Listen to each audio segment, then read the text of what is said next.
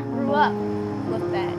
I've been to restaurants and places where I didn't get accepted in, or they met me at the door and told me I couldn't come in because of my skin color. I was a child. I didn't know how to take that. I didn't understand why my color made a difference. When I was hungry, the lady at the restaurant, she was like, you have to go to the back. I can get you something at the back. I didn't understand that. And people think that racism has gone. It hasn't. It's still very much alive. It never left. That lady, she could never understand what she did to me that day. She worked at elementary school over in the West End, and I saw her. And I had the privilege to speak my mind to her. I didn't disrespect her or nothing. I just told her, you remember me? And she was like, no. I was like, I was like, you told me because I was black, I was never going to be nothing. And I told her, I said, I just wanted you to know I'm something. If you let people tell you you're nothing, you're going to always continue to think that way. You have to break the cycle. And I'm trying really hard because I grew up hearing that all my life. So to hear it more now as an adult and to try to shatter and cover my children from it, it's harder. Cavante's half white and half black. So Cavante's always like, oh, y'all were black and I'm white. And I was like, oh, no, we don't do that. And so he was like, but I'm being truthful. I was like, you are being truthful. I said, but that's judging. I said, and I'm your mother and that's your brother. You have to start here.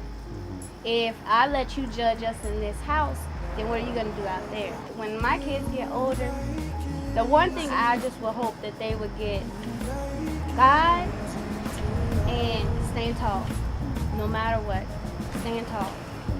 Because the world will knock you down and it will break you if you let it. I got to teach them now how to be men, how to stand. You got to endure everything that everybody else left on your plate.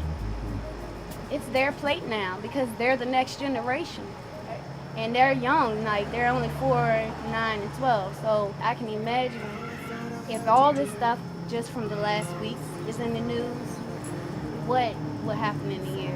What will be 2 years from now? God is everything. Even when you feel like he's not there, even when you feel like he doesn't hear you, God can bring you through.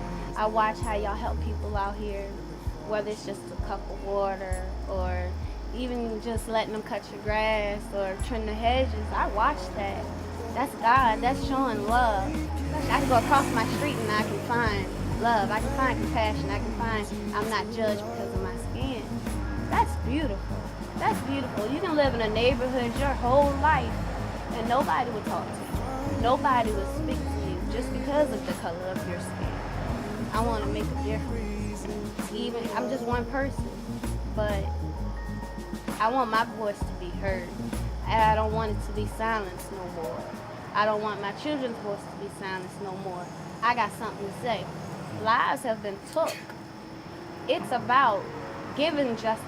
Okay, there was no justice. Can we start now? Can we be a part of that justice today? When? When will we step up? When will we do our part? When will we say enough is enough? Even if you think you don't have nothing to offer, you have something. And that's something, that little bit to you may be a whole world to somebody else. It can bring life where there's death. It can save. Heaven's revelation said, I think it's time to talk about freedom.